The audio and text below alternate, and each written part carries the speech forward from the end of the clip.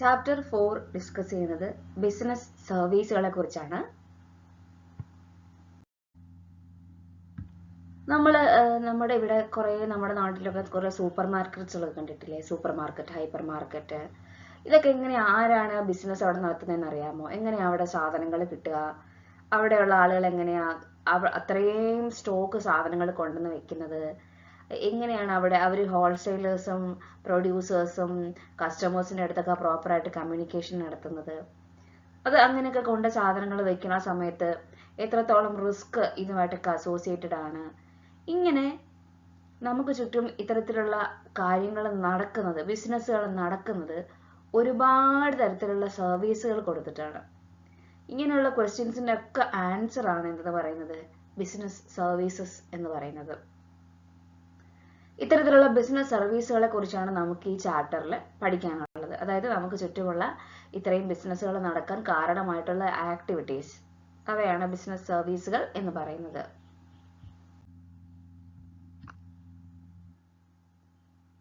ഹോൾസെയിലേഴ്സിന്റെ അടുത്തു നിന്നാണ് നമ്മൾ സാധനങ്ങൾ ബൾക്കായിട്ട് വാങ്ങിക്കുന്നതെന്ന് അറിയാലോ. അപ്പൊ ഹോൾസെയിലേഴ്സിന്റെ അടുത്തുനിന്ന് ഷോപ്പിലേക്ക് സാധനങ്ങൾ എത്തിക്കാനായിട്ട് ഇപ്പൊ നമ്മൾ ട്രെയിനിൽ കൂടെയും ട്രക്കുകളിലൂടെയൊക്കെ പലതരത്തിലുള്ള ട്രാൻസ്പോർട്ടേഷൻ സർവീസസിലൂടെയാണ് നമ്മൾ എന്ത് ചെയ്യുന്നത്, സാധനങ്ങൾ എത്തിക്കുന്നത്. അത് ക്ലിയർ ആണ്. ഇങ്ങനെയുള്ള സാധനങ്ങൾ എത്തിയത് അത് നമ്മൾ ഗോഡൌണിലോ വെയർ ഹൗസിലോ സൂക്ഷിച്ചു വെക്കാറുണ്ട് അല്ലേ? ഇപ്പൊ സൂപ്പർ മാർക്കറ്റ് ഓണേഴ്സ് ആണെങ്കിൽ അവരെന്ത് ചെയ്യും, കസ്റ്റമേഴ്സിൻ്റെ അടുത്ത് എത്താനായിട്ട് ഒരു ടെലിഫോൺ യൂസ് ചെയ്യും. പലതരത്തിലുള്ള കമ്മ്യൂണിക്കേഷൻ സർവീസുകൾ യൂസ് ചെയ്തുകൊണ്ടാണ് എന്ത് ചെയ്യുന്നത്, ഇത്തരത്തില് ആളുകളിലേക്ക് ഇങ്ങനെ ഗുഡ്സ് ഇവിടെ എത്തിയിട്ടുണ്ട് അല്ലെങ്കിൽ പ്രോഡക്ട്സ് ഇവിടെ ഉണ്ടെന്നുള്ളത് എത്തിക്കുന്നത്. അതേപോലെ തന്നെ ഇത്തരത്തിലുള്ള ബിസിനസ്സിന് ഒത്തിരി ടൈപ്പ് ഓഫ് റിസ്കുകളുണ്ട്. തീ പിടിക്കാം, മോഷണം പോവാം, ഫ്ലഡ് ഉണ്ടാവാം, അല്ലെങ്കിൽ കോമ്പറ്റീഷൻ ആണെങ്കിലും ആവാം. അപ്പോൾ ഇതിൽ കുറേയൊക്കെ ഇൻഷുറൻസ് നമ്മൾ എടുക്കാറുണ്ട്, ചിലതൊക്കെ നോൺ ഇൻഷുറബിളും ആണ്.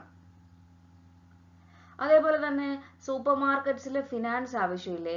ഒത്തിരി ക്യാപിറ്റൽ റിക്വയർമെന്റ് ആവശ്യമായിട്ട് ഫിക്സഡ് ആയിട്ടുള്ളതും വർക്കിംഗ് ആയിട്ടുള്ള ക്യാപിറ്റൽ, പണം ആവശ്യമുള്ളത്. അപ്പൊ അതിന് വേണ്ടിയിട്ട് ലോൺസും അഡ്വാൻസസും ഒക്കെ കൊടുക്കാറുണ്ട്. അപ്പൊ ബാങ്കിങ് സർവീസുകളും എടുക്കാറുണ്ട്. ഇപ്പം തന്നെ നമ്മൾ ട്രാൻസ്പോർട്ടേഷൻ സർവീസുകൾ എടുക്കാറുണ്ടെന്ന് പറഞ്ഞു, കമ്മ്യൂണിക്കേഷൻ സർവീസുകൾ എടുക്കാറുണ്ടെന്ന് പറഞ്ഞു, ബാങ്കിങ് സർവീസുകൾ എടുക്കാറുണ്ടെന്ന് പറഞ്ഞു. അതേപോലെ ഒരു സിംഗിൾ സൂപ്പർ മാർക്കറ്റ് റൺ ചെയ്യാനായിട്ട് എന്തോരം സർവീസസ് ആണ് ആവശ്യമായിട്ടുള്ളതെന്ന് ഇപ്പൊ നമുക്ക് മനസ്സിലായി. ഒരുപാട് ബിസിനസ് സർവീസുകളുടെ കളക്റ്റീവ് ഔട്ട്കം ആണ് ഒരു സൂപ്പർ മാർക്കറ്റ് റൺ ചെയ്യാന്ന് പറയുന്നതുകൊണ്ട് ഉദ്ദേശിക്കുന്നത്. ഇനി നമുക്ക് ചുറ്റും എത്തരത്തിലുള്ള സർവീസുകളൊക്കെയാണ് ഉള്ളതെന്ന് നമുക്കിനി നോക്കാം. പ്രധാനമായിട്ടും ബിസിനസ് സർവീസുകൾ, സോഷ്യൽ സർവീസുകൾ, പേഴ്സണൽ സർവീസുകൾ, 3 തരത്തിലുള്ള സർവീസസ് ആണ് ഉള്ളത്. ബിസിനസ് സർവീസുകൾ എന്ന് പറഞ്ഞാൽ എന്താണ്? Business services are those services which are used by business enterprises for the conduct of their activities. അതായത് തൊട്ട് മുമ്പ് നമ്മൾ പറഞ്ഞതുപോലെ ഒരു ബിസിനസ് നടന്നു പോവാനായിട്ട് ആവശ്യമുള്ള എല്ലാ ആക്ടിവിറ്റീസിനെയും അത് പ്രൊവൈഡ് ചെയ്യുന്ന സർവീസുകളെയുമാണ് ബിസിനസ് സർവീസുകൾ എന്ന് പറയുന്നത്. ഫോർ എക്സാമ്പിൾ പറയാനാണെങ്കിൽ ട്രാൻസ്പോർട്ടേഷൻ, ബാങ്കിങ്, ഇൻഷുറൻസ്, വെയർഹൗസിംഗ്, പിന്നെ കമ്മ്യൂണിക്കേഷൻ സർവീസസ്, ഇവയെല്ലാം എന്താണ്? ബിസിനസ് സർവീസുകളാണ്. രണ്ടാമത്തെ ടൈപ്പാണ് സോഷ്യൽ സർവീസുകൾ എന്ന് പറയുന്നത്. സോഷ്യൽ സർവീസസ് എന്ന് പറഞ്ഞാൽ എന്താണ്? സോഷ്യലി ഉള്ള ഗോൾസ്, സാമൂഹികപരമായിട്ടുള്ള ഗോൾസ് അച്ചീവ് ചെയ്യാൻ വേണ്ടിയിട്ടുള്ള സർവീസുകളാണ് സോഷ്യൽ സർവീസുകൾ എന്ന് പറയുന്നത്. പ്രധാനമായിട്ടും സോഷ്യൽ സർവീസസ് കൊടുക്കുന്നത് പാവപ്പെട്ട ആളുകളുടെ സ്റ്റാൻഡേർഡ് ഓഫ് ലിവിങ് നന്നാക്കാനായിട്ട്, പിന്നെ കുട്ടികൾക്ക് ഫ്രീ എഡ്യൂക്കേഷൻ കൊടുക്കാൻ, പിന്നെ നല്ല ഹെൽത്ത് കെയർ കൊടുക്കാൻ, നല്ല ഹൈജീനിക് കണ്ടീഷൻസ്. ഇപ്പൊ സ്ലം ഏരിയാസിലൊക്കെ ആണെങ്കിൽ അവർക്ക് കുറച്ചും കൂടെ ബെറ്റർ ആയിട്ടുള്ള ഹൈജീനിക് കണ്ടീഷൻസ് കൊടുക്കാൻ, ഇത്തരത്തില് ജനറലി ഫ്രീ ഓഫ് ചാർജിന് കൊടുക്കുന്ന അല്ലെങ്കിൽ വളരെ ചെറിയ ചാർജസ് കൊടുക്കുന്ന, കോസ്റ്റ് വളരെ ചെറുതായിട്ട് പോകുന്ന സർവീസുകളാണ് സോഷ്യൽ സർവീസുകൾ എന്ന് പറയുന്നത്. ഇപ്പൊ 2 സർവീസുകൾ നിങ്ങൾക്ക് മനസ്സിലായില്ലേ? ബിസിനസ് സർവീസസും മനസ്സിലായി, സോഷ്യൽ സർവീസസും മനസ്സിലായി. തേർഡ് ടൈപ്പാണ് പേഴ്സണൽ സർവീസസ് എന്ന് പറയുന്നത്. എന്താ പേഴ്സണൽ സർവീസസ്? ഓരോ കസ്റ്റമേഴ്സിനും ചെയ്തു കൊടുക്കുന്ന ഡിഫറെൻ്റ് ആയിട്ടുള്ള സർവീസുകളാണ് പേഴ്സണൽ സർവീസുകൾ. ഓരോ കസ്റ്റമേഴ്സ്, ഇപ്പം ഞാൻ പോയി ഒരു സാധനം മേടിക്കുമ്പോൾ എനിക്ക് വേണ്ട സർവീസ് ആയിരിക്കത്തില്ല നിങ്ങളിൽ ഒരാൾ പോയി വാങ്ങിക്കുമ്പോൾ വേണ്ടത്. ഓരോ തവണയും സർവീസസ് കൺസിസ്റ്റന്റ് ആയിരിക്കത്തില്ല, നേച്ചർ ഡിഫറെന്റ് ആയിരിക്കും. ശരിക്കും ഒരേപോലെ ആയിരിക്കത്തില്ലല്ലോ കൊടുക്കുന്നത്. ഓരോരുത്തർക്കും എന്ത് സർവീസാണോ വേണ്ടത് ആ സർവീസിനനുസരിച്ച് ഡിഫറൻസ് വന്നുകൊണ്ടിരിക്കും. അത് ഓരോ കസ്റ്റമേഴ്സിന്റെയും സ്വന്തമായിട്ടുള്ള പ്രിഫറൻസും അവരുടെ ഡിമാൻഡ്സും ഒക്കെ വെച്ചിട്ടായിരിക്കും. ഇപ്പം ഫോർ എക്സാമ്പിൾ റെസ്റ്റോറൻറ്റിലും റിസോർട്ട്സിലും ഒക്കെ കൊടുക്കുന്ന സർവീസസ് ഓരോ കസ്റ്റമേഴ്സിനും ഓരോ രീതിയിൽ അവരുടെ ഇപ്പം ഫോർ എക്സാമ്പിൾ ഒരു ഫാമിലി 10 പേര് അടങ്ങുന്ന ഒരു ഫാമിലി ആയിട്ട് വരുന്നവർക്ക് വേണ്ടതല്ല, ജസ്റ്റ് ഒരു കപ്പിളായിട്ട് 2 പേര് വരുന്നവർക്ക് വേണ്ടപ്പോൾ കൊടുക്കേണ്ടത്. അപ്പോൾ ഓരോരുത്തർക്കും വേണ്ട രീതിയിൽ സർവീസ് ഡിഫറൻഷിയേറ്റ് ചെയ്ത് കൊടുത്തുകൊണ്ടിരിക്കും. അതാണ് പേഴ്സണൽ സർവീസസ്. ഇപ്പം നമുക്ക് ബിസിനസ് സർവീസസ് മനസ്സിലായി, സോഷ്യൽ സർവീസസ് മനസ്സിലായി, അതേപോലെ തന്നെ പേഴ്സണൽ സർവീസസും മനസ്സിലായി. ഇനി എന്തൊക്കെയാണ് ബേസിക് ഫീച്ചേഴ്സ് ഓഫ് സർവീസസ് എന്ന് നമ്മൾ നോക്കുന്നത്. ഗുഡ്സും സർവീസസും രണ്ടാണെന്ന് അറിയാലോ, അത് തമ്മിൽ ഡിഫറൻസ് ഉണ്ട്. The features distinguish them from goods are known as 5 I's of services. 5 I'ൽ തുടങ്ങുന്ന ഫീച്ചേഴ്സ് ആണ് നമുക്ക് ഉള്ളത്, സർവീസിന്റെ ഫീച്ചേഴ്സ് ആയിട്ട് വരുന്നത്. അതിൽ ഒന്നാമത്തേതാണ് ഇൻടാഞ്ചിബിലിറ്റി. സർവീസസ് എന്ന് പറയുമ്പോൾ നമുക്ക് അത് കാണാനോ തൊടാനോ പറ്റത്തില്ല, അത് ജസ്റ്റ് ഫീൽ ചെയ്യാനേ പറ്റും. ഇൻടാഞ്ചിബിൾ ആണ്. Services cannot be touched and cannot be felt and experienced. ഇപ്പോൾ ഒരു ഡോക്ടർ തരുന്ന ട്രീറ്റ്മെന്റ് നമുക്കത് തൊടാൻ പറ്റുമോ? ട്രീറ്റ്മെന്റിനെ തൊടാൻ പറ്റുമോ? ഇല്ല. ഒരു ചാർട്ടേഡ് അക്കൗണ്ടന്റ് ഓഡിറ്റ് ചെയ്യുന്നത് നമുക്ക് ഓഡിറ്റ് എന്ന് പറഞ്ഞ ഒരു സാധനം എടുത്ത് കാണിക്കാനായിട്ട് പറ്റത്തില്ല. ഇത്തരത്തിലുള്ള സർവീസസ് ഇൻടാഞ്ചിബിൾ സർവീസസ് ആണ്. സോ സർവീസസിന്റെ ഒന്നാമത്തെ ഫീച്ചർ ആയിട്ട് വരുന്നതാണ് ഇൻടാഞ്ചിബിലിറ്റി എന്ന് പറയുന്നത്. രണ്ടാമത്തെ ഫീച്ചറാണ് ഇൻസെപ്പറബിലിറ്റി. സർവീസസ് എന്ന് പറയുന്നത് കണ്ടിന്യൂസ് ആയിട്ട് കൊടുക്കുന്ന കാര്യങ്ങളാണ്, അത് നമുക്ക് ഇൻസെപ്പറബിൾ ആണെന്നാണ് പറയുന്നത്. ഫോർ എക്സാമ്പിൾ പ്രൊഡക്ഷനും, ഒരു സ്ഥലത്ത് പ്രൊഡക്ഷൻ നടക്കും, ഒരു സ്ഥലത്ത് സെയിൽസ് നടക്കും, ഒരു സ്ഥലത്ത് കൺസംഷൻ നടക്കും, ഒരു സ്ഥലത്ത് വീണ്ടും പ്രൊഡക്ഷൻ നടക്കും. അതായത് അറ്റ് ദ സെയിം ടൈം അവിടെ ഒരു 100 എണ്ണം പ്രൊഡ്യൂസ് ചെയ്യുന്ന സമയത്ത് ആദ്യം പ്രൊഡ്യൂസ് ചെയ്ത 100 എണ്ണം ഇവിടെ വിറ്റുകൊണ്ടിരിക്കുകയാണ്. ഇത്തരത്തിൽ ഇൻസെപ്പറബിൾ ആണ്. സർവീസസ് ഇങ്ങനെ കൊടുത്തുകൊണ്ടിരിക്കും. ഡോക്ടർ ഇപ്പോൾ ഒരു പേഷ്യന്റിനെ എക്സാം ചെയ്യുന്ന സമയത്ത് എക്സാമിനേഷൻ ചെയ്യുന്ന അതേ സമയത്ത് തന്നെ ആ സർവീസ് ഒരു മരുന്നായിട്ടോ മെഡിസിൻ ആയിട്ടോ ആ വ്യക്തിയിലേക്ക് എത്തുക, ആ patient at the same time അത് കൺസ്യൂം ചെയ്തുകൊണ്ടിരിക്കുകയല്ലേ. അപ്പൊ അത് രണ്ട് സെപ്പറേറ്റ് ആണെന്ന് പറയാനായിട്ട് പറ്റത്തില്ല. സർവീസ് എന്ന് പറയുന്നത് സൈമിൾട്ടേനിയസ് ആയിട്ട് ഇങ്ങനെ കൊടുത്തുകൊണ്ടിരിക്കുന്ന കാര്യമാണ്. So that is inseparable. അപ്പോൾ ഒന്നാമത്തെ ഇൻടാഞ്ചിബിലിറ്റി, രണ്ടാമത്തത് ഇൻസെപ്പറബിലിറ്റി. പിന്നെ ഒന്നാണ് ഇൻവെന്ററി എന്ന് പറയുന്നത്. ടാഞ്ചിബിൾ കമ്പണൻസ് ഒന്നും സർവീസിൽ ഇല്ല എന്ന് നമ്മൾ പറഞ്ഞു. സോ അതുകൊണ്ട് തന്നെ they cannot be stored for future use. നമുക്ക് ഫ്യൂച്ചറിൽ ഉപയോഗിക്കാം എന്ന് പറഞ്ഞുകൊണ്ട് ഇൻവെന്ററി സൂക്ഷിച്ചു വെക്കുക അങ്ങനത്തെ പരിപാടിയില്ല. സർവീസസ് നമുക്ക് ഓരോ തവണ കഴിയുമ്പോൾ അത് കഴിഞ്ഞു പോകും. നമുക്കത് യൂട്ടിലൈസ് ചെയ്യുമ്പോൾ അത് നമുക്ക് ലോസ്റ്റ് ആയി പോകും. ഒരു ട്രെയിൻ ടിക്കറ്റ് ബുക്ക് ചെയ്ത് കഴിഞ്ഞാൽ ആ ടിക്കറ്റിന്റെ സമയം കഴിയുമ്പോൾ അതിന്റെ യൂസ് കഴിയുകയാണ്. സോ നമുക്കത് മറ്റൊരു ദിവസത്തേക്ക് പോസ്റ്റ്പോൺ ചെയ്യാം, അല്ല ക്യാൻസൽ ചെയ്യാതെ മുന്നോട്ട് നീക്കി വെക്കാം, ഫ്യൂച്ചർ യൂസിൽ ഉപയോഗിക്കുക എന്നൊക്കെ പറയുന്നത് നടക്കുന്ന കാര്യമല്ല. സോ ഇൻവെന്ററി എന്ന് പറയുന്ന ഒരു ഫാക്ടർ അവിടെ ഇല്ല എന്നുള്ളതാണ് നെക്സ്റ്റ് ഫീച്ചർ ആയിട്ട് പറയുന്നത്. നെക്സ്റ്റ് വൺ ആണ് involvement. The involvement of the customers in the process of delivering service is A must. Service കൊടുക്കുമ്പം അത് മേടിക്കാൻ ഒരാളുണ്ടായിരിക്കണമല്ലോ. അതായത് ഒരു ഡോക്ടർ ഒരു പേഷ്യന്റിനെ നോക്കുകയാണ്, അപ്പൊ അത് നോക്കാൻ ഒരു പേഷ്യന്റ് ഉണ്ടെങ്കിലല്ലേ സർവീസ് കൊടുക്കാനായിട്ട് പറ്റത്തുള്ളൂ. അതാണ് ഇൻവോൾവ്മെന്റ് എന്ന് പറയുന്നത്. ആ കസ്റ്റമറിന്റെ കൺസ്യൂം ചെയ്യുന്ന കസ്റ്റമറിന്റെ ഇൻവോൾവ്മെന്റ് വളരെയധികം അത്യാവശ്യമാണ് ഇങ്ങനെയുള്ള കേസിൽ. പിന്നെ നെക്സ്റ്റ് വൺ ആണ് ഇൻകൺസിസ്റ്റൻസി. ഇൻകൺസിസ്റ്റൻസി എന്താണ്? Services are performed exclusively for different customers in a different വേ.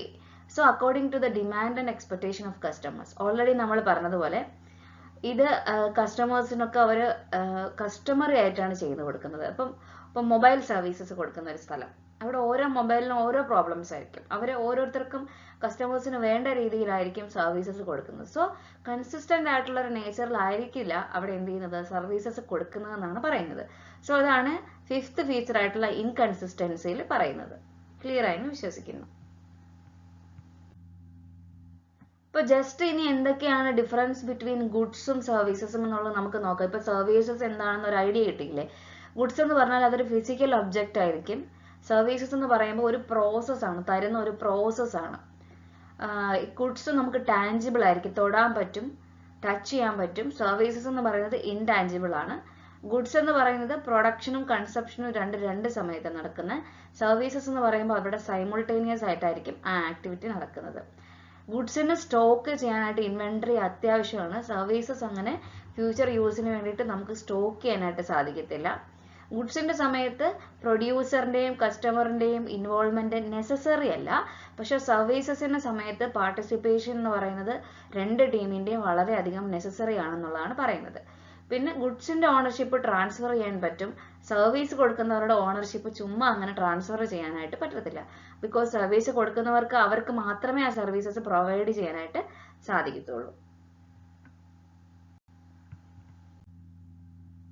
ഇപ്പൊ ഗുഡ്സ് എന്ന് പറയുന്നത് സർവീസസ്, ഗുഡ്സ് പ്രൊഡ്യൂസ് ചെയ്യുകയും സർവീസസ് പെർഫോം ചെയ്യുകയാണ് ചെയ്യുന്നത്.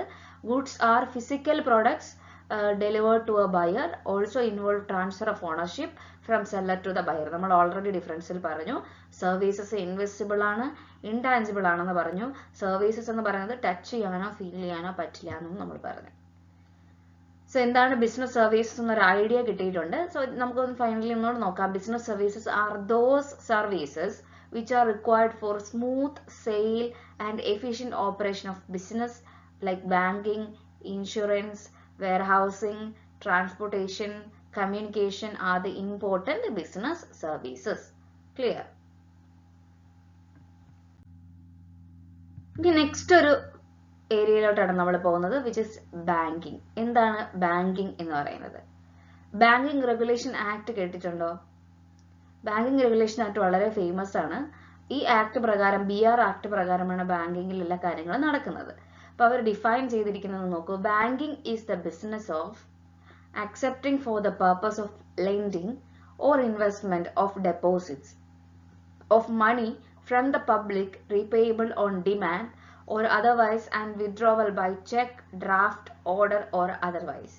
ആളുകളിൽ നിന്നും ഡെപ്പോസിറ്റ് സ്വീകരിച്ച് മറ്റുള്ള ആളുകളിലേക്ക് ലെൻഡ് ചെയ്ത് കൊടുക്കുന്ന ആക്ടിവിറ്റിയാണ് ബാങ്കിങ് എന്ന് പറയുന്നത്. ബാങ്ക് എന്ന് പറയുന്നത് ഇത്തരത്തിലുള്ള ബാങ്കിങ് ആക്ടിവിറ്റീസ് നടത്തുന്ന ഇൻസ്റ്റിറ്റ്യൂഷനെയാണ് ബാങ്ക് എന്ന് പറയുന്നത്. ബാങ്കിങ്ങിനകത്ത് ഫിനാൻസ് ക്രെഡിറ്റ് ചെയ്യുക, റേസ് ചെയ്യുക എന്നുള്ള ആക്ടിവിറ്റീസ് ആണ് നടക്കുന്നത്. ഇവർ ആളുകളിൽ നിന്നും സേവിങ്സ് കളക്ട് ചെയ്ത് വെച്ച് ആവശ്യമുള്ള ഫണ്ട് ഉണ്ടാക്കി ബിസിനസ് നടത്തുകയാണ് ചെയ്യുന്നത്. ബിസിനസ് ഫിനാൻസിങ് നടത്തുകയാണ് ചെയ്യുന്നത്. നിങ്ങൾക്കറിയാലോ, പ്രോപ്പറായിട്ട് ബാങ്കിൽ പോവുകയും ബാങ്ക് വിസിറ്റ് ചെയ്യുകയും ചെയ്തിട്ടുള്ള ആളുകളായിരിക്കുമല്ലോ നിങ്ങൾ. അപ്പോൾ അതാണ് ബാങ്കിങ് എന്ന് പറയുന്നുള്ള ഒരു ആക്ടിവിറ്റി പറയുന്നത്. അപ്പോൾ ബാങ്കിങ് എന്ന് പറയുന്നത് നമ്മുടെ രാജ്യത്തിന്റെ ബിസിനസിന്റെയും അഗ്രികൾച്ചറിന്റെയും വളരെ ഡെവലപ്മെന്റിനെ ബാധിക്കുന്ന, ഗ്രോത്തിനെ ബാധിക്കുന്ന വളരെ ഇമ്പോർട്ടൻ്റ് ആയിട്ടുള്ള റോള് വഹിക്കുന്നതാണ്. Besides it provide services like, ഒത്തിരി സർവീസസ് ബാങ്കിങ് പുറത്തേക്ക് കൊടുക്കാറുണ്ട്. ലൈക്ക് ഡിസ്കൗണ്ടിങ്, മണി റെമിറ്റൻസ് ചെയ്യുക, ഒരു സ്ഥലത്തു നിന്ന് മറ്റൊരു സ്ഥലത്തേക്ക്, ചെക്ക് കളക്ട് ചെയ്യുക, ടെലിഫോൺ ബിൽസ് കളക്ട് ചെയ്യുക, കസ്റ്റമേഴ്സിന് വേണ്ടിയിട്ട് ബാങ്ക് ചെയ്യാറുണ്ട്. അങ്ങനെ ലോക്കർ ഫെസിലിറ്റീസ് കൊടുക്കാറുണ്ട്. അങ്ങനെ പലതരത്തിലുള്ള ഫിനാൻഷ്യൽ സർവീസസ് കൊടുക്കാറുണ്ട്. നിങ്ങൾക്ക് ഡെപ്പോസിറ്റ് ചെയ്യാൻ നിങ്ങൾക്ക് ഇൻട്രസ്റ്റ് കിട്ടും, നിങ്ങൾക്ക് ബിൽ ഓഫ് എക്സ്ചേഞ്ച് നടത്താൻ പറ്റും, ഒരുപാട് തരത്തിലുണ്ട്. ഇനി നിങ്ങൾ നോക്കാൻ പോകുന്നത് എന്തൊക്കെയാണ് ഡിഫറെന്റ് ടൈപ്സ് ഓഫ് ബാങ്ക്സ് അല്ലെങ്കിൽ ക്ലാസിഫിക്കേഷൻ ഓഫ് ബാങ്ക്സ് ആണ് ഇനി നമ്മൾ നോക്കുന്നത്. ഫങ്ഷൻസിന്റെ ബേസിസിൽ കുറച്ച് ടൈപ്പ് ഓഫ് ബാങ്ക്സ് ഉണ്ട്. ഓണർഷിപ്പിന്റെ ബേസിസിലും ടൈപ്പ് ആയിട്ട് തിരിച്ചിട്ടുണ്ട്. രജിസ്ട്രേഷന്റെ ബേസിലും തിരിച്ചിട്ടുണ്ട്.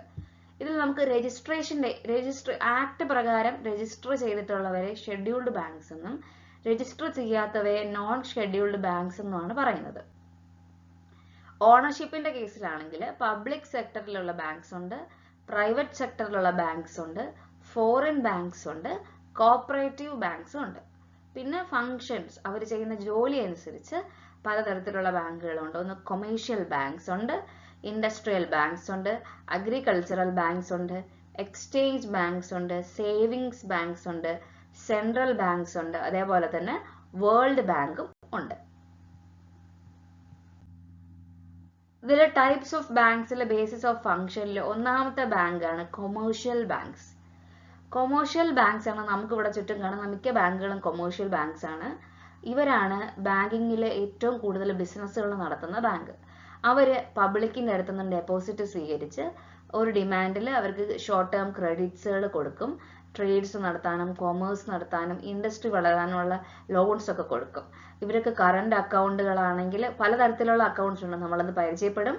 കറണ്ട് അക്കൗണ്ട് ആണെങ്കിൽ അവിടെ ഓവർ ഡ്രാഫ്റ്റ് ഫെസിലിറ്റീസ്, ആ അക്കൗണ്ടിലുള്ളതിനേക്കാൾ കൂടുതൽ പണം പിൻവലിക്കാനുള്ള ഒരു കപ്പാസിറ്റിയും കൂടെ കൊടുക്കും. അതുപോലെ തന്നെ primary functions of accepting deposit and lending money അല്ലാതെ ഒത്തിരി services, agency services and utility services എന്ന് പറയും, നമ്മൾ വരുമ്പോൾ പഠിക്കും. ഇത്തരത്തിലുള്ള ഏജൻസി സർവീസസും യൂട്ടിലിറ്റി സർവീസസും ഒക്കെ കൊടുക്കാറുണ്ട്. കൊമേഴ്ഷ്യൽ ബാങ്ക്സ് പലതരത്തിലുണ്ട്. പബ്ലിക് സെക്ടറിൽ വർക്ക് ചെയ്യുന്ന കൊമേഴ്ഷ്യൽ ബാങ്ക്സും ഉണ്ട്, പ്രൈവറ്റ് സെക്ടറിൽ വർക്ക് ചെയ്യുന്ന കൊമേഴ്ഷ്യൽ ബാങ്ക്സും ഉണ്ട്. ഇന്ത്യയിലെ ഏറ്റവും വലിയ ബാങ്ക്, ലാർജസ്റ്റ് കൊമേഴ്ഷ്യൽ ബാങ്കാണ് ഇന്ത്യൻ ഗവൺമെന്റിന്റെ തന്നെ ബാങ്കായ SBI, that is state bank of India എന്ന് പറയുന്നത്. അപ്പൊ നമ്മൾ ഡെപ്പോസിറ്റ് ചെയ്യുന്നു, ഷോർട്ട് പീരീഡ് കഴിയുമ്പോൾ ബാങ്ക്സ് അത് കൺവീനിയൻസ്ഡ് ആയിട്ട് ആ എമൗണ്ട് വെച്ചിട്ട് ഷോർട്ട് ടേം റിക്വയർമെന്റ്സിന് ആൾക്കാർക്ക് ട്രേഡ് ചെയ്യാനായിട്ട് പണം കൊടുക്കുന്നു. ഇന്ത്യയിൽ തന്നെ പല തരത്തിലുള്ള കൊമേഴ്ഷ്യൽ ബാങ്ക്സ് ഉണ്ട്. ഇപ്പൊ SBI, Canara bank, south Indian bank, federal bank, axis bank, ഇതൊക്കെ എന്താണ്, കൊമേഴ്ഷ്യൽ ബാങ്ക്സ് ആണ്. പക്ഷെ പബ്ലിക് സെക്ടറിലുള്ള കൊമേഴ്ഷ്യൽ ബാങ്ക്സും ഉണ്ട്, പ്രൈവറ്റ് സെക്ടറിലുള്ള കൊമേഴ്ഷ്യൽ ബാങ്ക്സും ഉണ്ട്. പിന്നെ സെക്കൻഡ് ടൈപ്പ് ബാങ്ക്സ് ആണ് കോഓപ്പറേറ്റീവ് ബാങ്ക്സ്. നിങ്ങൾ കേട്ടിട്ടുണ്ടോ കോഓപ്പറേറ്റീവ് ബാങ്ക്, കോഓപ്പറേറ്റീവ് സൊസൈറ്റികളൊക്കെ നിങ്ങൾ കേട്ടിട്ടില്ലേ? അപ്പൊ കോഓപ്പറേറ്റീവ് ബാങ്ക് എന്ന് പറഞ്ഞാൽ ആളുകൾ ഒരു മ്യൂച്വൽ അണ്ടർസ്റ്റാൻഡിങ്ങിൽ സെൽഫ് ഹെൽപ്പിന് വേണ്ടിയിട്ട് കോഓപ്പറേറ്റീവ് പ്രിൻസിപ്പിൾ വെച്ചിട്ട് വർക്ക് ചെയ്യുന്ന ബാങ്കുകളാണ് കോഓപ്പറേറ്റീവ് ബാങ്ക്സ്. ഈ ബാങ്ക് മിക്ക കൊമേഴ്ഷ്യൽ ബാങ്ക്സിന്റെ മേജർ ഫങ്ഷൻസ് ഒക്കെ ചെയ്യാറുണ്ട്. പക്ഷെ അവർ കൂടുതലും കോൺസെൻട്രേറ്റ് ചെയ്യുന്നത് കുറച്ചും കൂടെ അഗ്രികൾച്ചറൽ, റൂറൽ ഏരിയാസിലോട്ട് ക്രെഡിറ്റ് കൊടുക്കുക, അവിടുത്തെ ഡെവലപ്മെന്റിന് വേണ്ടിയിട്ടാണ് കൂടുതലും കോഓപ്പറേറ്റീവ് ബാങ്ക്സ് വർക്ക് ചെയ്യുന്നത്. അപ്പോൾ കോഓപ്പറേറ്റീവ് ബാങ്ക്സ് ഗവേൺ ചെയ്യുന്നത് സ്റ്റേറ്റ് കോഓപ്പറേറ്റീവ് സൊസൈറ്റിന്റെ ഒരു ആക്ട് പ്രകാരം, അവരുടെ പ്രൊവിഷൻസ് പ്രകാരമാണ് ആക്ട് ചെയ്യുന്നത്. അവർ ആളുകൾക്ക് ചീപ്പ് ഇൻട്രസ്റ്റ് റേറ്റിൽ ക്രെഡിറ്റ് മെമ്പേഴ്സിന് കൊടുക്കും.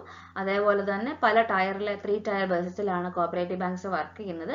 സ്റ്റേറ്റ് ലെവലിലുള്ള കോഓപ്പറേറ്റീവ് ബാങ്ക്സ് ഉണ്ട്, സെൻട്രൽ ലെവൽ കോഓപ്പറേറ്റീവ് അല്ലെങ്കിൽ ഡിസ്ട്രിക്ട് ലെവൽ കോഓപ്പറേറ്റീവ് ബാങ്ക്സ് ഉണ്ട്, ഏറ്റവും താഴെ പ്രൈമറി ലെവൽ കോഓപ്പറേറ്റീവ് ബാങ്ക്സ് ഉണ്ട്. അത് വില്ലേജ് ലെവലിലൊക്കെ വർക്ക് ചെയ്യുന്ന ബാങ്ക്സ് ആണ്. ഇങ്ങനെ 3 ടയറിലാണ് കോഓപ്പറേറ്റീവ് ബാങ്ക്സ് വർക്ക് ചെയ്യുന്നത്. തേർഡ് ടൈപ്പ് ആണ് സ്പെഷ്യലൈസ്ഡ് ബാങ്ക്സ്. സ്പെഷ്യലൈസ്ഡ് ബാങ്ക്സ് എന്ന് പറയുമ്പോൾ അതിനകത്ത് foreign exchange banks, industrial development banks, export import banks, ഇതൊക്കെ ഇത്തരത്തിലുള്ള ആക്ടിവിറ്റീസ് എല്ലാം നടത്തുന്ന ബാങ്ക്സുകളെല്ലാം കൂടെ വരുന്ന ഒരു ടേം ആണ് സ്പെഷ്യലൈസ്ഡ് ബാങ്ക്സ് എന്ന് പറയുന്നത്. ഇവർ കൂടുതലും ഇൻഡസ്ട്രീസിനും ഫോറിൻ എക്സ്ചേഞ്ച് സർവീസസിനും ഒക്കെ വേണ്ടിയിട്ടാണ് ഫിനാൻഷ്യൽ എയ്ഡ് കൊടുക്കുന്നത്. ഓക്കെ, പിന്നെ ഉള്ളതാണ് central bank.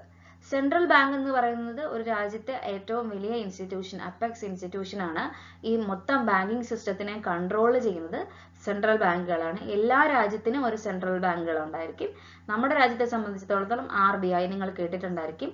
Reserve bank of India ആണ് നമ്മുടെ സെൻട്രൽ ബാങ്ക് എന്ന് പറയുന്നത്. ഇത് ഗവൺമെന്റിന്റെ ബാങ്കും കൂടെ ആക്ട് ചെയ്യുന്നതാണ് RBI എന്ന് പറയുന്നത്.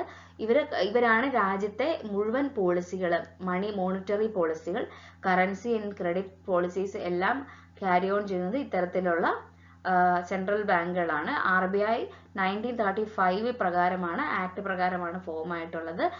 RBI പക്ഷെ നേരിട്ട്, സെൻട്രൽ ബാങ്ക് ഒരിക്കലും നേരിട്ട് ആളുകളുമായിട്ട് സംവദിക്കത്തില്ല. അവർ രാജ്യത്തെ മറ്റുള്ള ബാങ്കുകളെ കൺട്രോൾ ചെയ്യാനാണ് ഉപയോഗിക്കുന്നത്. സെൻട്രൽ ബാങ്കിന്റെ ഫങ്ഷൻസ് വളരെയധികം ഇമ്പോർട്ടന്റ് ആണ്, നമ്മൾ പഠിച്ചിരിക്കേണ്ടതാണ്. Major functions of central banks. ആ സെൻട്രൽ ബാങ്കിന് നോട്ട് ഇഷ്യൂ ചെയ്യാനുള്ള കപ്പാസിറ്റി ഉണ്ട്. അതേപോലെ തന്നെ ഗവൺമെന്റിന്റെ ബാങ്ക് ആയിട്ടും ഏജന്റ് ആയിട്ടും ഫിനാൻഷ്യൽ അഡ്വൈസർ ആയിട്ടും ഒരു സെൻട്രൽ ബാങ്ക് ആക്ട് ചെയ്യും. അതേപോലെ തന്നെ സെൻട്രൽ ബാങ്കുകൾ ബാങ്കേഴ്സ് ബാങ്ക് എന്നാണ് അറിയപ്പെടുന്നത്. എല്ലാ ബാങ്കുകളുടെയും റിസർവ്സിന്റെ കസ്റ്റോഡിയൻ ആയിട്ട് ഇത്തരത്തിലുള്ള ബാങ്കാണ് ആക്ട് ചെയ്യുന്നത്. ഏറ്റവും അവസാനത്തെ കണ്ണി, ലെൻഡർ ഓഫ് ലാസ്റ്റ് റിസോർട്ട് ആണ് ഈ ഇത്തരത്തിലുള്ള സെൻട്രൽ ബാങ്ക്സ് എന്ന് പറയുന്നത്. കൊമേഴ്ഷ്യൽ ബാങ്ക്സിന് അവിടെ നിന്ന് പണം സ്വീകരിക്കാനായിട്ട് സാധിക്കും, അവിടെ നിന്ന് ലോൺ എടുക്കാനായിട്ട് പറ്റും. ഈ രാജ്യത്തിന്റെ ക്രെഡിറ്റിന്റെ കൺട്രോളർ എന്നറിയപ്പെടുന്നത് ഇത്തരത്തിലുള്ള സെൻട്രൽ ബാങ്ക്സ് ആണ്. അതേപോലെ തന്നെ ഫോറിൻ കറൻസീസ് റിസർവ്സിന്റെ കസ്റ്റോഡിയനും ഇത്തരത്തിലുള്ള സെൻട്രൽ ബാങ്ക് ആണ്. ഇതേപോലെ മോണിറ്ററി പോളിസീസും ക്രെഡിറ്റ് പോളിസീസും ഒക്കെ ക്യാരി ഔട്ട് ചെയ്യുന്നത് ഇത്തരത്തിലുള്ള സെൻട്രൽ ബാങ്ക് ആണെന്നാണ് പറയുന്നത്. RBIക്ക് പെർഫോം ചെയ്യാൻ പറ്റാത്ത ചില കാര്യങ്ങളുണ്ട്, സെൻട്രൽ ബാങ്കുകൾക്ക് പെർഫോം ചെയ്യാൻ പറ്റാത്ത ചില കാര്യങ്ങൾ. അതിൽ ഒന്നാമത്തേതാണ് ഡയറക്റ്റ് ആയിട്ട് ജനറൽ പബ്ലിക്കിന് നമുക്ക് ലോൺ കൊടുക്കാനോ ജനറൽ പബ്ലിക്കിൽ നിന്ന് ഡയറക്റ്റ് ആയിട്ട് ഡെപ്പോസിറ്റ് സ്വീകരിക്കാനോ സാധ്യമല്ല. അവർക്ക് ഇൻട്രസ്റ്റ് കൊടുക്കുക, അവർക്ക് ലോൺ കൊടുത്ത് അതിന് ഇൻട്രസ്റ്റ് വാങ്ങുക, ഇതൊന്നും സാധിക്കുന്ന കാര്യമല്ല. ഒരു കമ്പനിയുടെ ഷെയർ ഒന്നും ഇത്തരത്തിലുള്ള RBIക്ക് പോയി അല്ലെങ്കിൽ ഒരു സെൻട്രൽ ബാങ്കിന് പോയി പർച്ചേസ് ചെയ്യാനായിട്ട് പറ്റത്തില്ല. അതേപോലെ തന്നെ ഇൻഡസ്ട്രി ആൻഡ് ട്രേഡ് ഇങ്ങനത്തെ കൊമേഴ്ഷ്യൽ ആക്ടിവിറ്റീസിന് ഡയറക്റ്റ് ആയിട്ട് RBIക്ക് ഇൻവോൾവ് ചെയ്യാനായിട്ട് സാധിക്കത്തില്ല. Because RBI act as A lender of last resort, bankers bank and central bank ആണ് ഗവൺമെന്റിന്റെ ഫിനാൻഷ്യൽ അഡ്വൈസർ ആയിട്ട് ആക്ട് ചെയ്യേണ്ട ബാങ്കാണ്. സോ RBIക്ക് നേരിട്ടൊരു കൊമേഴ്ഷ്യൽ ആക്ടിവിറ്റീസിൽ ഒരു ബിസിനസ്സിലോട്ട് ഇറങ്ങാനായിട്ട് പറ്റത്തില്ല. ഇനി എന്തൊക്കെയാണ് കൊമേഴ്ഷ്യൽ ബാങ്ക്സിന്റെ ഫങ്ഷൻസ് നോക്കാം. കൊമേഴ്ഷ്യൽ ബാങ്ക്സ് ഒത്തിരി തരത്തിലുള്ള ഫങ്ഷൻസ് ക്യാരി ഓൺ ചെയ്യാറുണ്ട്. ബേസിക് ഫങ്ഷൻസ് എന്തൊക്കെയാണെന്ന് നിങ്ങൾക്ക് അറിയാലോ. ഡെപ്പോസിറ്റ് അക്സെപ്റ്റ് ചെയ്യുക, മണി ലെൻഡ് ചെയ്യുക. സെക്കൻഡറി ഫങ്ഷൻസ് ആയിട്ട് വരുന്നതാണ് ഏജൻസി ഫങ്ഷൻസും ജനറൽ യൂട്ടിലിറ്റി സർവീസസും. അപ്പോൾ കൊമേഴ്ഷ്യൽ ബാങ്ക്സിന്റെ ഫങ്ഷൻസ് രണ്ടായിട്ട് തിരിച്ചിട്ടുണ്ട്. അതിൽ ഒന്നാമത്തേതാണ് പ്രൈമറി ഫങ്ഷൻസ്, രണ്ടാമത്തേതാണ് secondary functions. Primary functions commercial ബാങ്ക്സിൽ ഡെപ്പോസിറ്റ് അക്സെപ്റ്റ് ചെയ്യുക, മണി ലെൻഡ് ചെയ്യുക, ഇത് രണ്ടുമാണ് വരുന്നത്. ഡെപ്പോസിറ്റ് അക്സെപ്റ്റ് ചെയ്യുക എന്ന് പറയുമ്പോൾ എന്താണ് ഏറ്റവും ഇമ്പോർട്ടൻ്റ് ആയിട്ടുള്ള പ്രൈമറി ഫംഗ്ഷൻ ആണ്. മെയിൻ പർപ്പസ് ആണ് സേവിങ്സ് അക്കൗണ്ട്സിൽ മെയിനായിട്ട് കസ്റ്റമേഴ്സിൻ്റെ അടുത്ത് നിന്ന് ഡെപ്പോസിറ്റ് അക്സെപ്റ്റ് ചെയ്യുക എന്നുള്ളത്. ബാങ്ക് പലതരത്തിലുള്ള ഡെപ്പോസിറ്റ് സ്കീമുകൾ ആളുകളുടെ നീഡ്സ് സാറ്റിസ്ഫൈ ചെയ്യാനായിട്ട് കൊടുക്കും. അപ്പോൾ അങ്ങനെ കോമൺ ടൈപ്സ് ഓഫ് ഡെപ്പോസിറ്റ്സ് ഒത്തിരി ഉണ്ട്, നിങ്ങൾ കേട്ടിട്ടുണ്ടായിരിക്കും. സേവിങ്സ് അക്കൗണ്ട്സ് ഉണ്ട്, കറണ്ട് അക്കൗണ്ട്സ് ഉണ്ട്, റെക്കറിംഗ് ഡെപ്പോസിറ്റ്സ് ഉണ്ട്, ഫിക്സഡ് ഡെപ്പോസിറ്റ് അക്കൗണ്ട്സ് ഉണ്ട്. ഇതൊക്കെ കേട്ടിട്ടില്ലേ? പലതരത്തിലുള്ള അക്കൗണ്ടുകൾ, വളരെ സിമ്പിൾ അല്ലേ? നിങ്ങളുടെയൊക്കെ പേരിലുള്ള അക്കൗണ്ടുകൾ മിക്കതും സേവിങ്സ് അക്കൗണ്ട് ആവാനാണ് സാധ്യത.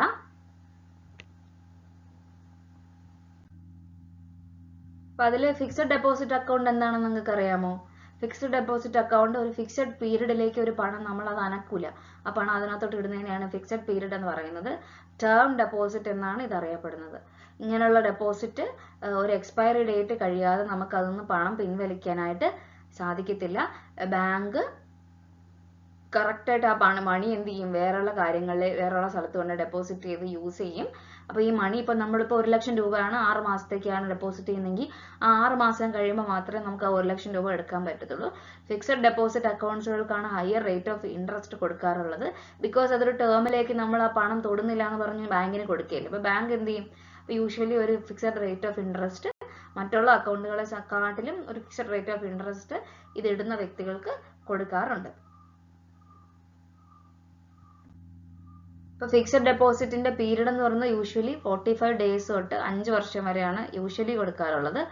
Surplus funds, people with surplus funds they do not require immediately prefer fixed deposit. കണ്ടോ, നമുക്ക് അത്യാവശ്യം ഫണ്ടൊക്കെ കയ്യിലുള്ളവരാണ്, നമുക്ക് പെട്ടെന്ന് പൈസയൊന്നും എടുക്കാൻ ആവശ്യമില്ലെങ്കിൽ അങ്ങനെയുള്ള ആളുകളാണ് കൂടുതൽ എന്ത് ചെയ്യുന്നത്, ഇത്തരത്തിലുള്ള ഫിക്സഡ് ഡെപ്പോസിറ്റ് അക്കൗണ്ട്സുകൾ ചെയ്യുന്നത്. ഇപ്പോൾ longer period of deposit, higher rate of interest. എത്ര നാളത്തേക്ക് നമ്മൾ ഇടുന്നോ, 5 വർഷത്തേക്കാണ് ഇടുന്നതെങ്കിൽ അത്രയും ഇൻട്രസ്റ്റ് റേറ്റ് നമുക്ക് കൂടുതലായിരിക്കും കിട്ടുന്നത്. രണ്ടാമത്തെ ടൈപ്പ് ഓഫ് അക്കൗണ്ട് ആണ് സേവിങ്സ് ബാങ്ക് അക്കൗണ്ട് അല്ലെങ്കിൽ SB അക്കൗണ്ട് എന്ന് പറയുന്നത്. നമ്മളെപ്പോലുള്ള സാധാരണ ഇൻഡിവിജ്വൽസ് ഒക്കെ യൂസ് ചെയ്യുന്നത് സേവിങ്സ് അക്കൗണ്ട്സ് ആണ്. സേവിങ്സ് അക്കൗണ്ട്സ് കസ്റ്റമേഴ്സ് എന്ത് ചെയ്യും, ജസ്റ്റ് ഫണ്ട് കൊണ്ട് ഡെപ്പോസിറ്റ് ചെയ്യും, പലതവണ ഡെപ്പോസിറ്റ് ചെയ്യും. ഫിക്സഡ് ഡെപ്പോസിറ്റ് പോലെ ഒറ്റയടിക്ക് ഇട്ടിട്ട് പോവുകയല്ല. ചിലപ്പോൾ ആദ്യം ഒരു 1000 രൂപ കൊണ്ടിടും, പിന്നെ കുറച്ച് കഴിയുമ്പോൾ ഒരു 5000 രൂപ ഇട്ട് അത് കൊണ്ടിടും. ഇങ്ങനെ നമ്പർ ഓഫ് ടൈംസ് നമ്മൾ ഡെപ്പോസിറ്റ് ചെയ്യാം. ഒരു പരിധി വരെ നമ്പർ ഓഫ് ടൈംസ് നമുക്ക് വിഡ്രോ ചെയ്യാനും പറ്റും, പക്ഷെ ഒത്തിരി പ്രാവശ്യം വിഡ്രോ ചെയ്യാനായിട്ട് സാധിക്കത്തില്ല. അതിനുള്ള റെസ്ട്രിക്ഷൻസ് ഉണ്ട്. പക്ഷെ ഒരു പരിധി വരെ നമുക്ക് എന്ത് ചെയ്യാനായിട്ട് സാധിക്കും, ഡെപ്പോസിറ്റ് ചെയ്യുകയും അതുപോലെ തന്നെ വിഡ്രോ ചെയ്യാനായിട്ട് സാധിക്കും. അതാണ് സേവിങ്സ് ബാങ്ക് അക്കൗണ്ട്. നമുക്ക് കമ്പാരിറ്റീവ്ലി കുറച്ച് കുറവ് റേറ്റ് ഓഫ് ഇൻട്രസ്റ്റ് ആണ് സേവിങ്സ് ബാങ്ക് അക്കൗണ്ടിന് കിട്ടുന്നത്. ഫിക്സഡ് ഡെപ്പോസിറ്റിനൊക്കെ വെച്ച് നോക്കുമ്പോൾ ഇപ്പോൾ 3.5% ഓഫ് ഇൻട്രസ്റ്റ് റേറ്റ് ഒക്കെയാണ് കൊടുക്കുന്നത്. ഓക്കെ, പിന്നെ ഉള്ളതാണ് കറണ്ട് അക്കൗണ്ട്, ഡിമാൻഡ് ഡെപ്പോസിറ്റ് എന്നൊക്കെ പറയും. കറണ്ട് അക്കൗണ്ട് എന്ന് പറയുമ്പോൾ നിങ്ങൾ ഓർക്കേണ്ടത്, ബിസിനസ്മാൻമാരൊക്കെ തുടങ്ങുന്നത് കറണ്ട് അക്കൗണ്ട്സ് ആണ്. കാരണം ഈ ബിസിനസ്മാൻമാർക്ക് ഒത്തിരി പൈസ ഇടുക പിൻവലിക്കുക ഇങ്ങനെയുള്ള ആക്ടിവിറ്റീസ് ഒരുപാട് നടക്കുന്നതാണ്. സോ അവർക്കൊരു റെസ്ട്രിക്ഷൻ ഉണ്ടെങ്കിൽ അവർക്ക് ആ അക്കൗണ്ട് പ്രോപ്പറായിട്ട് യൂസ് ചെയ്യാനായിട്ട് പറ്റത്തില്ല. സോ ഇത്തരത്തിൽ ഡെപ്പോസിറ്റ് ചെയ്യാനും വിഡ്രോ ചെയ്യാനും റെസ്ട്രിക്ഷൻസ് ഒന്നും ഇല്ലാത്ത ടൈപ്പ് ഓഫ് അക്കൗണ്ടിനെയാണ് കറണ്ട് അക്കൗണ്ട് എന്ന് പറയുന്നത്. ഇതെന്ന് പറയുന്നത് ഡിമാൻഡ് ഡെപ്പോസിറ്റ് എന്നാണ് അറിയപ്പെടുന്നത്. കാരണം എത്ര പണം കിട്ടും ആ പണം എപ്പോൾ വേണമെങ്കിലും ആവശ്യപ്പെടുമ്പോൾ തിരിച്ചു കൊടുക്കണം. അല്ലാതെ FD പോലെ അതിനൊരു കൺട്രോൾ ഒന്നുമില്ല എന്നുള്ളതാണ് മെൻഷൻ ചെയ്ത് പോകുന്നത്. അപ്പൊ വിഡ്രോവൽ എത്ര തവണ വേണമെങ്കിലും ചെക്സ് ഒക്കെ യൂസ് ചെയ്ത് ചെയ്യാം. ഇത്തരത്തിലുള്ള കറന്റ് അക്കൗണ്ട്സിനാണ് ഓവർഡ്രാഫ്റ്റ് ഫെസിലിറ്റി ഉള്ളത്. ഓവർഡ്രാഫ്റ്റ് ഫെസിലിറ്റി എന്താണെന്ന് അറിയാമോ? ആ അക്കൗണ്ടിലുള്ള പൈസക്കാളും കുറച്ചും കൂടെ പൈസ നമുക്ക് ബാങ്ക് ഒരു കടമായിട്ട് തരും. അതാണ് OD ഫെസിലിറ്റി അല്ലെങ്കിൽ ഓവർഡ്രാഫ്റ്റ് ഫെസിലിറ്റി എന്ന് പറയുന്നത്. No interest is payable on money deposited in the current account. കറന്റ് അക്കൗണ്ടിൽ ഇടുന്ന പണത്തിന് ബാങ്ക് ഒരിക്കലും ഇൻട്രസ്റ്റ് കൊടുക്കത്തില്ല. അവർക്ക് അത് ഒരിക്കലും ബാങ്കിന് അതൊരു പ്രോഫിറ്റബിൾ ഇൻവെസ്റ്റ്മെന്റ് അല്ലാത്തത് കൊണ്ട് അവർ പണം കൊടുക്കത്തില്ല. കാരണം ഇവർക്ക് ജസ്റ്റ് യൂസ് ചെയ്യാൻ, പണം ഇടാനും പിൻവലിക്കാനും യൂസ് ചെയ്യാൻ പറ്റുന്ന അക്കൗണ്ടാണ് കറന്റ് അക്കൗണ്ട് എന്ന് പറയുന്നത്. ഫോർത്ത് ടൈപ്പ് ഓഫ് ഡെപ്പോസിറ്റ്സ് ആണ് റെക്കറിംഗ് ഡെപ്പോസിറ്റ് എന്ന് പറയുന്നത്. ഇതൊരു ഒരു കുടുക്കയിലൊക്കെ നമ്മൾ പണം ഇടുന്ന പോലെ സേവിങ്സ് ഹാബിറ്റ് കൂട്ടാനായിട്ടുള്ള ടൈപ്പ് ഓഫ് ഡെപ്പോസിറ്റ് ആണ് റെക്കറിംഗ് ഡെപ്പോസിറ്റ്. ഒരു റെക്കറിംഗ് എന്ന് പറഞ്ഞാൽ തന്നെ അറിയാലോ, റിപ്പീറ്റഡ് ആയിട്ടുള്ള ടൈംസിൽ ഒരു റെഗുലർ ഇൻകം ഉള്ള ആൾക്കാർ ഇപ്പൊ മാസം ഒരു 1000 രൂപ വെച്ച് സേവ് ചെയ്യുകയാണെന്നുണ്ടെങ്കിൽ ഈ 1000 രൂപ ഈ അക്കൗണ്ടിലോട്ട് ഓരോ മാസം ഇട്ട് കഴിഞ്ഞാൽ റെക്കറിംഗ് ആയിട്ട് ഇൻട്രസ്റ്റ് അവർക്ക് കിട്ടിക്കൊണ്ടിരിക്കും. ഒരു ഫിക്സഡ് റേറ്റ് ഓഫ് ഇൻട്രസ്റ്റ് അവർക്ക് കിട്ടും. അപ്പോൾ ഒരു ഏറ്റവും ഫിക്സഡ് ഡെപ്പോസിറ്റിന്റെ അത്രയുള്ള ഇൻട്രസ്റ്റ് കിട്ടിയില്ലെങ്കിൽ പോലും കമ്പാരിറ്റീവ്ലി ഒരു ഗുഡ് ഇൻട്രസ്റ്റ് റെക്കറിംഗ് ഡെപ്പോസിറ്റ്സിന് കിട്ടാറുണ്ട്. ഇപ്പൊ മിനിമം റെക്കറിംഗ് ഡെപ്പോസിറ്റ് 6 മാസത്തേക്കെങ്കിലും തുടങ്ങണം, മാക്സിമം 10 വർഷത്തേക്ക് പറ്റും. ഇത്തരത്തിലുള്ള ഡെപ്പോസിറ്റ്സ് റെഗുലർ സേവിങ്സ് ആൾക്കാരിലേക്ക് കൂട്ടാനും പബ്ലിക്കിൽ റെഗുലർ സേവിങ്സിന്റെ ഇമ്പോർട്ടൻസ് കൊടുക്കാനും അതിന്റെ ഇമ്പോർട്ടൻസിന് വേണ്ടിയിട്ടാണ് ഇത്തരത്തിലുള്ള റെക്കറിംഗ് ഡെപ്പോസിറ്റ്സ് ഉള്ളത്. സോ ഇത്രയും ടൈപ്പ് ഓഫ് ഡെപ്പോസിറ്റ്സ് ആണ് നമുക്ക് ഈ ഒരു ഫസ്റ്റ് പ്രൈമറി ഫംഗ്ഷനിൽ നമ്മൾ ഡീൽ ചെയ്യുന്നത്. അക്സെപ്റ്റിംഗ് ഡെപ്പോസിറ്റ്സിൽ അതിന്റെ അണ്ടറിൽ നിങ്ങൾ പഠിക്കേണ്ടത്.